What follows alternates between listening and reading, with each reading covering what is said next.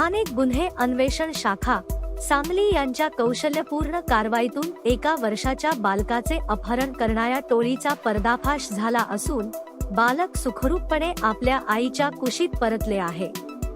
Vishrambag police ठाण्यात गुर्ण 359/2025 BN टेस कलम 137(2) प्रमाणे गुन्हा दाखल करण्यात आला होता।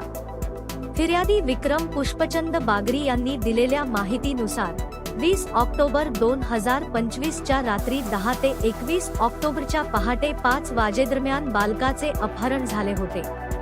माहिती मिळताच पोहेको संदीप नलावडे आणि अमीरशा फकीर यांनी तपास सुरू केला।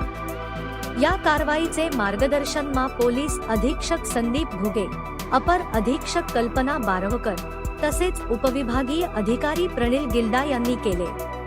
पोलीस निरीक्षक सतीश शिंदे आणि सुधीर भालेरा यांच्या नेतृत्वाखाली स्थानिक शाखा आणि विश्रामबाग पोलीस ठाण्याच्या पथकांनी अत्यंत शिताफीने शोध मोहीम हाती घेतली।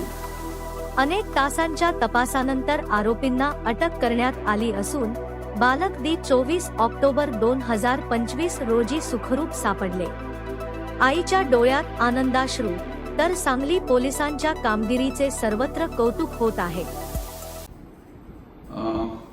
सांगली जिल्हा पोलीस दलाने एक वर्षाचं बाळ ज्याचं अपहरण झालं होतं त्याचा जो गुन्हा नोंद विश्रामबाग पोलीस स्टेशन येथे गुन्हा नंबर 359/25 असा करण्यात आला होता। साधारण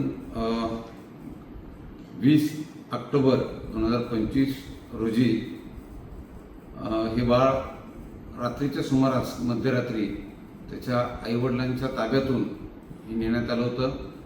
या 1 वर्षाच्या बाळाचे आईवडील हे राजस्थान राज्यातील मजूर सांगली इथे आलेले होते आणि मध्यरात्री हे बाळ नेल्यामुळं घरच्यांनी त्याची कोणती कल्पना नव्हती, परंतु जे पोलीस विभागाकडं पुरावे उपलब्ध झाले, तपासामध्ये जी पुढं गती देण्यात आली त्यानुसार आम्हाला काही संशयित व्यक्ती आणि वाहन त्या ठिकाणी आढळून आलं। त्याच्या आधारावर आम्ही हे बाळ तात्काळ आरोपीने ज्या ठिकाणी देण्यात आलं होतं त्या ठिकाणून सुखरूप परत आणलेलं आहे आणि त्याच्या आईवडिलांच्या पालकांच्या ताब्यातही दिलेलं आहे। यामध्ये एकूण 3 आरोपींचा सहभाग असल्याचं आत्तापर्यंत तपासात निष्पन्न होत आहे। एका आरोपीस पोलिसांनी गोलंदाज नावाचा एक आरोपी आहे त्यास पोलिसांनी ताब्यात घेतलेला आहे। इतर 2 आरोपी आम्ही तात्काळ ताब्यात घेऊ। माझं सर्व नागरिकांना या ठिकाणी नम्र आव्हान असेल की आपण आपली लहान मुलं यांची काळजी घेणं ही आपली जबाबदारी आहे।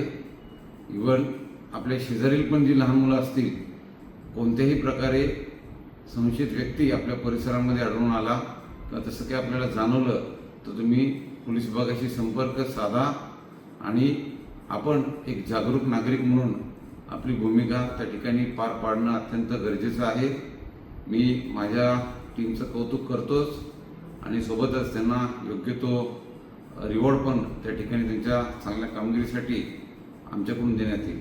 जय हिंद।